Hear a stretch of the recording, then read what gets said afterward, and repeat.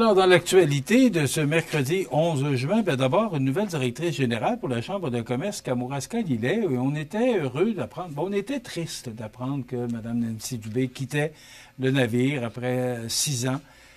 Faut dire que Mme Dubé a marqué beaucoup la Chambre de commerce depuis qu'elle est là, et on en a déjà parlé, là, à savoir tous les records battus de la Chambre de commerce, si je peux m'exprimer ainsi.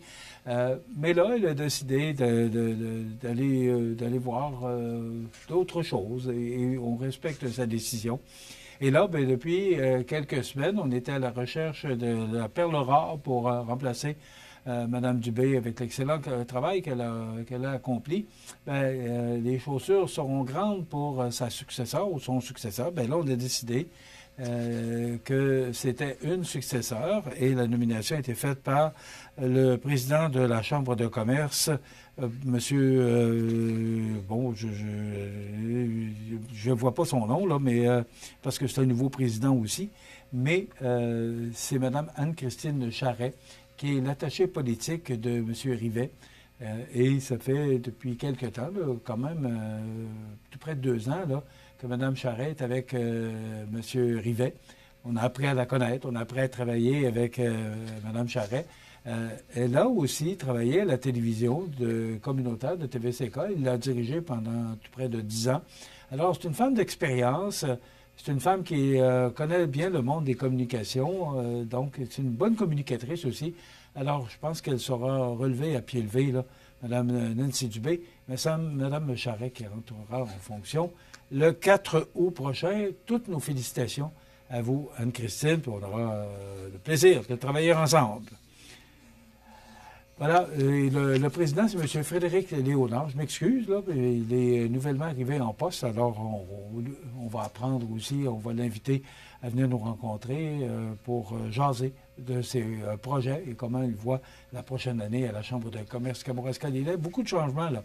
Un nouveau président, une nouvelle directrice générale, alors on va suivre de ça de très près et on est quand même de bons collaborateurs avec les chambres de commerce de Lévis, de Bellechasse aussi, de Montmagny et de Kamouraska-Lillet. Hier, c'était conférence de presse. Bon, bien, la grand-messe qui revient, c'est un événement de plus en plus couru. C'est la 3e édition.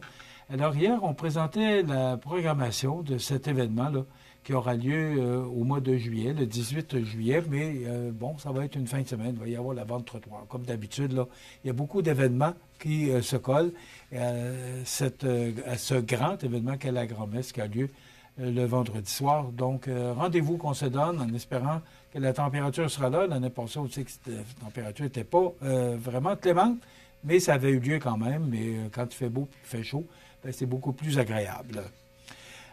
Les chambres de commerce de Chaudière-Appalaches qui montent au front, ben, on a eu la chambre de Kamouraska-Lillet qui a fait valoir ses commentaires par rapport aux récentes restrictions en matière d'immigration.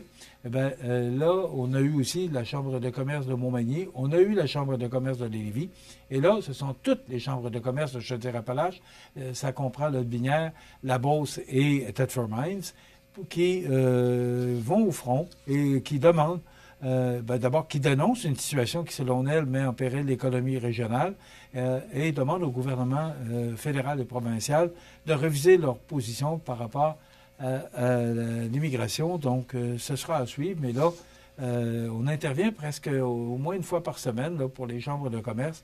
Et je pense qu'on n'a pas fini d'entendre parler de ce dossier-là parce que les entreprises de la région qui ont besoin de monde, et là, ben, comme les travailleurs temporaires doivent, pas tout le monde, là, mais c'est là à vous expliquer, mais je pense que vous en avez assez entendu parler aussi.